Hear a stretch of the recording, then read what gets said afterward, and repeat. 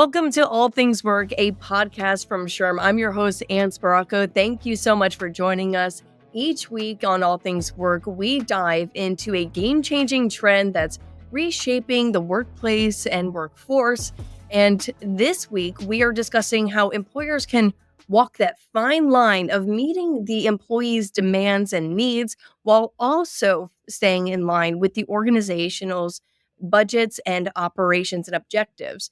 And here to talk about that exact topic is Executive Director of the Administrative and Customer Support Practice at Robert Half. And conveniently, his name is Rob Hosking.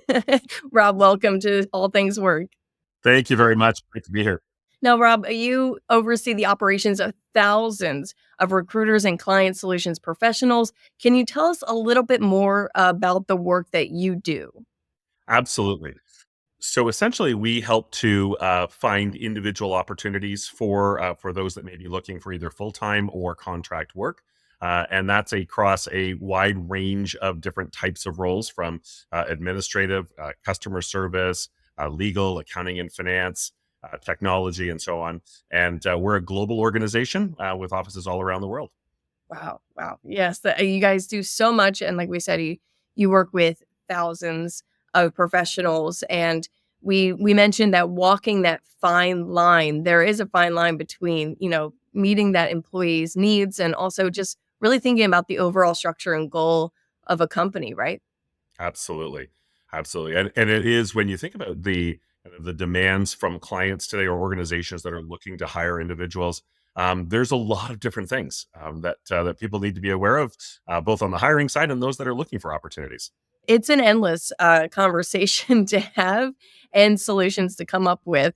And so, with your experiencing in staffing and talent management, what are some key strategies you found were effective in balancing that employee satisfaction with cost and other forms of efficiency? Yeah, I think probably the most important thing is really understanding or helping to understand what does job satisfaction mean to somebody, and what does that entail. And it's a little different for everybody. For somebody that is working really hard in their role and coming into work every day, or in a situation where they're giving it their all, their sense of satisfaction and purpose may be very different than somebody else's. And so finding out individually those things that would enhance individual satisfaction, and a big part of that is asking. So asking, what is it that would make you happier at work, or make you feel more fulfilled, or the things that essentially are important to you. And then once you've been able to do that, and that may be through an employee survey, that may be through one-on-one conversations, you can really then help to decide or build that strategy around, all right, let's put these things into play. Because a lot of organizations today are looking at costs and ways to reduce costs, or try to find ways to increase efficiencies and not increase budget. And that can be a tough place to be. But I think it's really important as you put those things together and think about, all right, this is what's important to these individuals. Now let's come up with some of those things that could really help them stay motivated and stay part of the culture and still feel part of the business. Right. It would be a perfect world if we could just keep costs extremely low and then employee happiness and satisfaction extremely high. But of course, that's really hard to do, and there's a balance to it all. But keeping employees engaged and motivated, that is a little more of a specific realm that people can imagine and they can see. They understand that what that looks like to them and other people as well. So, what are some innovative strategies that can help managers manage that overall cost while keeping those employees motivated and engaged and happy? Yes. Well, and that is, again, it's a real balance to be able to do that. But there are some things that you can do, and I think that number one is keeping people engaged or really feeling connected to the company's mission. Why are we all here, and what are the things that are important about what we do as a company? It's almost a reground in many ways, and that's often done through um, uh, real in-depth communication. So broad communication with individuals, kind of really setting the stage of what does this look like? What's the culture that we're all part of? And what do you want the culture to be? And how can you be part of that culture? I think one of the things that we're hearing from many individuals is that flexibility is really important to them in the workplace. And flexibility doesn't necessarily mean remote work. So it doesn't necessarily mean that I'm, working 100% away from the office or even hybrid, but it's flexibility within my work day to be able to do the things that I still need to do in life outside of work and maybe do it within a time frame that works best for my schedule, which isn't necessarily 9 to 5. The age old sort of discussion around you're in the office from 9 to 5 and then you leave, maybe allowing individuals the opportunity to come in a little later if that works for them, and maybe they stay a little later in the day. Or maybe they change up their work hours to come in a little earlier, or take time off in the afternoon to take care of things personally and then reconnect at work later on in the day. So there are some things that I think really are important to individuals. And I think coming out of that period of COVID where there was much more flexibility to some degree, people have really come to expect that. And that's important. And that makes them happier in what they do every day because they can still manage life in the way that's important to them. I mean, we're all humans at the end of the day. In the office, we dress in our business attire, we take things seriously, but it's good to remember at the end of the day, your employees are human beings. They have a lot at home. They have that personal life, and work life integration is really essential. And it's the demands of the people now. You kind of delved into my next question because you talked about remote and hybrid work. We came out of the pandemic, remote was still pretty big for a couple of years. And now we're seeing a lot of companies kind of shift into that hybrid model. And we're actually seeing those large corporations push for the full time return to office 5 days a week. That makes flexible work a really hot button issue right now when it comes to maintaining employee satisfaction, right? Absolutely. And and to your point, I would tell you that there are more and more organizations are asking for more time in office, up to and including that full 5 day a week. Right. And some organizations never went to that because they weren't able to, just given the nature of what they do. But that is certainly putting some pressure on employees that may be looking to make a job change. Mhm. That may not be open to a 5 day a week. And for those that are existing in an organization today thinking, I don't know that I want to be in 5 full days a week. So that's why that ties back to that real ability to be able to give flexibility. And then maybe some of the other perks that are important to individuals as well. And some of those don't need to necessarily cost a lot, and or be but tie back to that collaborative movement within organizations. That's the reason why many organizations want people back in, their ability to be able to work more closely with one another, collaborate, see one another, get to know one another, learn from one another. So opportunity for many to jump into a mentor type relationship with somebody that can really help increase that level of satisfaction, and things that can really only be done when you're in office in many instances. But there is definitely a push pull with individuals looking for opportunities or within companies, and what our employers are really looking for today. I was about to say when you said push pull, I was thinking of the word tug of war moving forward. Not everybody's going to be on the same page, but there is a middle ground to strike right there. So, what other shifts are we seeing in worker demands and preferences overall that maybe you might be seeing personally? Yes, so definitely, I think the demand or ongoing desire to continue to grow in your role and take on more responsibilities, and or in many cases be able to upskill or learn different skills within different departments or different roles. And so again, that goes back to that conversation, really getting to know individual preferences. What are important to them? What are the things that they see as either possibilities, checking in on their well-being regularly. How are people doing? Many organizations are leaner today. They're asking employees to do a little more with a little less. People are probably working a little longer and a little harder, and that takes a toll often on individuals. And that checking in on well-being, really driving that is very important. We're seeing organizations that are looking for opportunities to engage their employees on external things as well. Give back programs where spend time in community as a team, so as a group. So gives a team an opportunity to collaborate, work together, but also provide back to the community support or help. Maybe that's giving time to a food bank or spending time within organizations or groups within your community to be able to do that. And we're seeing that ultimately gaining some great traction. And then we've actually had some examples recently of, it seems like what's old is new, but teams getting together for a picnic, and taking people off site to do games in a park, and spend some time together. But again, to help to build that culture, and that sense of connection with one another, which was lost really, for a while. Yeah, you're going back to that, revisiting our, center of our human self, collaborating with people and maybe doing something in your community. I love that because you tend to feel better about yourself, and then you're sharing that experience with your colleagues. And it's just such a professional and healthy way to promote that collaboration, that wellness and mental wellness as well, while doing something good at the end of the day. And so you talked about those couple of cost-effective ways because it doesn't, cost a lot, to volunteer, obviously, or have a small picnic, with your colleagues or your team. What are some other cost-effective ways that companies can, implement these strategies?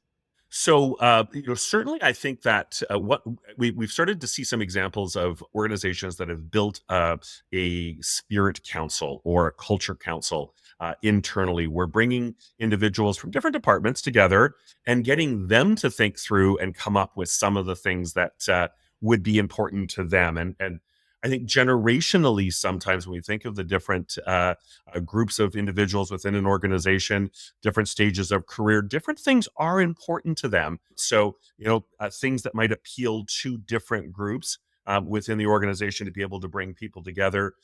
Maybe that's a break on a Thursday afternoon when everybody rallies together and celebrates anniversaries or celebrates birthdays, or being able to bring in something to the office, an activity or games or things like that. And again, it can sometimes sound very basic, but even an hour away where everybody is able to gather together. And sometimes that means people are involved virtually, if not everybody's in the office. But to be able to do that, and I would also say that when it's the team coming up with the suggestions or the solutions, often it resonates much more. It's not, well, we're being told we need to go and do this. It's, we're really excited to be able to go and do this and actually do it together, and we're building it together as a group. So I love that perspective as well. And you talked about employee surveys to try to get a little bit more insight. What other how can employees in other ways leverage data driven insights to better understand the employees' demands without impacting their bottom lines?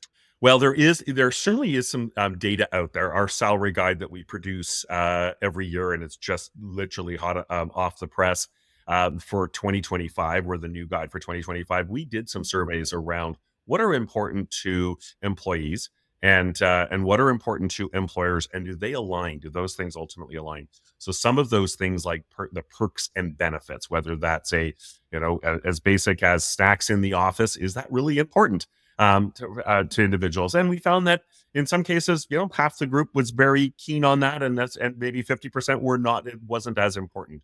But the things that really did stand out, that flexible work environment was the number one, which came across as very, very important.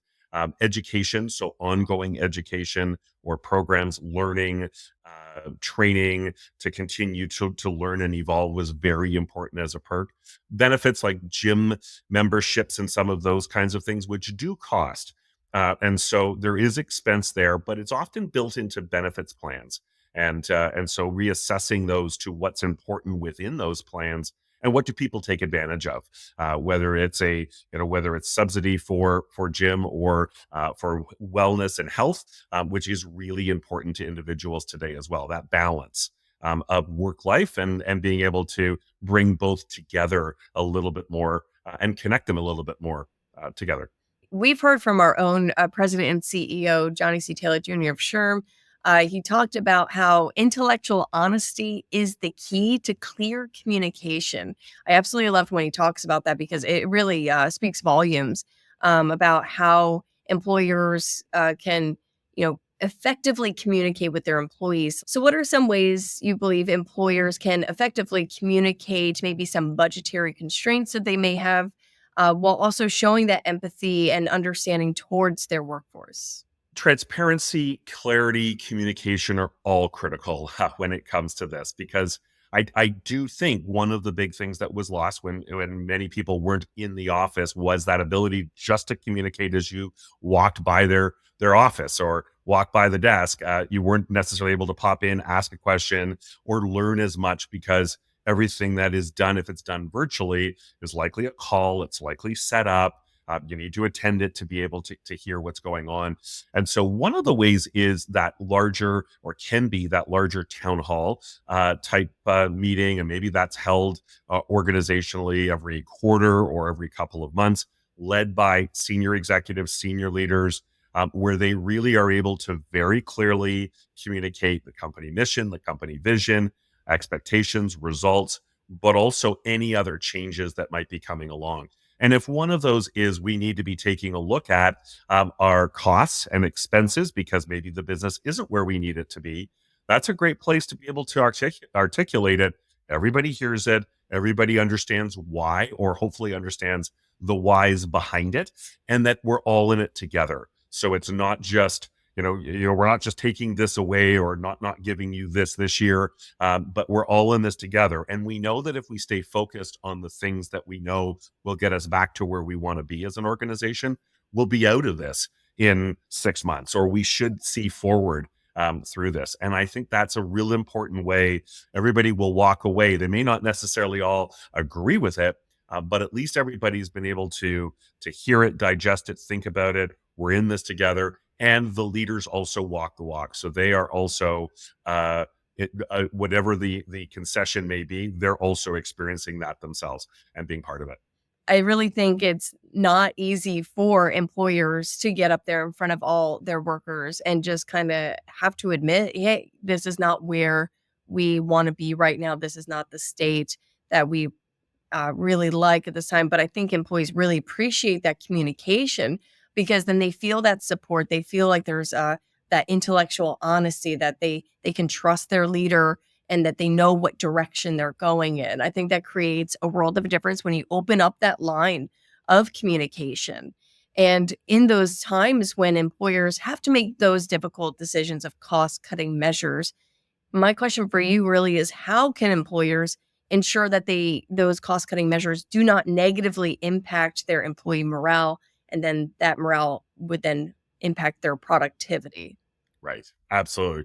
And when you start to see morale decline, if that does happen, then it's the moment when individuals may make the decision or start thinking about exiting or looking for something else if they're not as happy. And so that's a really tough place to be. It's how do you balance, to your point.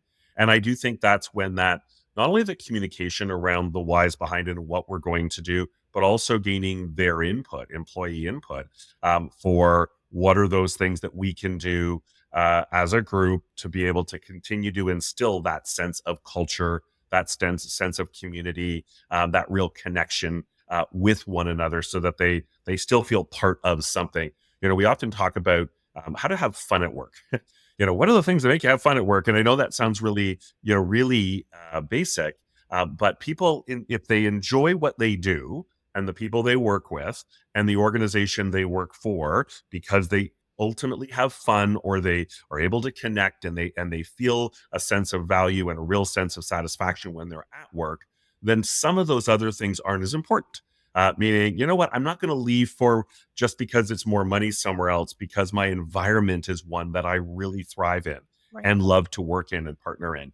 And so thinking about what are some of the things internally that we can do to be able to continue to keep people motivated. And that's often keeping people challenged, keeping people feel engaged, for with what they do, what the organization stands for, and what they look for as an organization, or what they're hoping to do from a vision perspective. And then continuing to connect individuals together with one another. And I also think it's celebrating the wins, it's celebrating the successes, it's recognizing contributions, recognizing successes of individuals more broadly. It's easy to say thanks to somebody, but it's even better when you're thanking that person in front of a large group and their peers get to hear what this person did and how they contributed and why it was important to business success. And those things really go a long way, especially when it's coming from a more senior leader in the organization, because they know they've been recognized, and that makes them feel good. It's the little things at the end of the day that tend to build up and really make a difference in an employee's experience for sure. So we talked about what we've kind of been seeing, especially in the last couple of years leading into today. But looking forward to the next few years, what trends do you anticipate in the realm of workforce management that can help organizations maintain this delicate balance between cost and employee satisfaction? Yes. So definitely, it is something that's very important to continue to assess and to continue to look at. I think being aware of, being connected with your leadership teams or leadership teams within an organization, giving feedback. How are people feeling? What are we doing? Are we seeing steps or positive trends within the business that would help us with that? Also, that helps from a hiring perspective. So as you're looking to bring new people into an organization, what's important to them, keeping them engaged and excited right out of the gates when somebody starts in the business, providing them with a mentor, providing them with somebody that can really talk about what the organization does and what does it stand for. But I also would say that assessing and taking a look at your benefits plans. So today, whether you're reassessing your benefits every year or every couple of years, do they align with what's important to your employees? And what we do provide within that cost that's associated with a benefits plan internally, do we need to make adjustments? Are there some things that are more important for one individual than another, or who's taking advantage of those benefits? But I definitely think on the horizon, there continues to be opportunity. We're certainly seeing from a trend perspective that less individuals are looking to change jobs today than what we saw as we were coming out of those years right after COVID. Right. And they're staying for a reason. And that's often because they're feeling good about where they are and what they're doing and Mhm. how they're contributing. And so now's the opportunity. How can we really look at retention? Because when you lose somebody, there's a large cost associated with somebody leaving and needing to replace that person, both the intellectual elements of that when that person leaves, and you lose all of that experience, and then the uptime and training time to bring somebody else in. So this is a real important time to be able to be focused on retaining best talent. Exactly. And Rob, we try to ask our guests at the end of each episode this fun question, kind of intellectual question is if you could go back in time to when you were starting out in your career or younger in your career and give yourself a piece of advice that you now know today has been, super helpful in your success, what piece of advice would you give yourself? It's a really great question. I would probably say it would have to do with it's going to come across maybe unusually, but don't take myself too seriously. And and what I maybe mean by that is that I think there was certainly times earlier on in my career when I probably took things too seriously. I probably overanalyzed, overfocused on things, and that could sometimes get me into a negative spot. And I think what I learned from all of that was that life is always going to give up and downs, and so will your life in your job and in business. Work through those things. Always be thinking about, all right, if this is how I'm feeling and that's the issue, what's the solution? What can I do, and how can I be part of that solution? And that'll likely make me feel better in what I'm doing. I love that. I love that. Going back to that human aspect that we've been talking about throughout the whole episode. And I absolutely love wrapping up with that. So thank you so much, Rob Hosking, for your insight and your expertise in balancing the workforce demands with organizational objectives. This is such an important discussion. So thank you so much for your time. My pleasure. Thank you very much. It was great to be here. And that's going to do it for this week's episode of All Things Work. Before we say goodbye, I encourage everyone to follow All Things Work wherever you enjoy your podcasts. And you can also comment, like, and share on social media. We would love to hear your thoughts on what discussions you would love us to explore next. And finally, you can find our episodes on our website on shrm.org/allthingswork. Thanks for joining us on this conversation, and we'll catch you next week.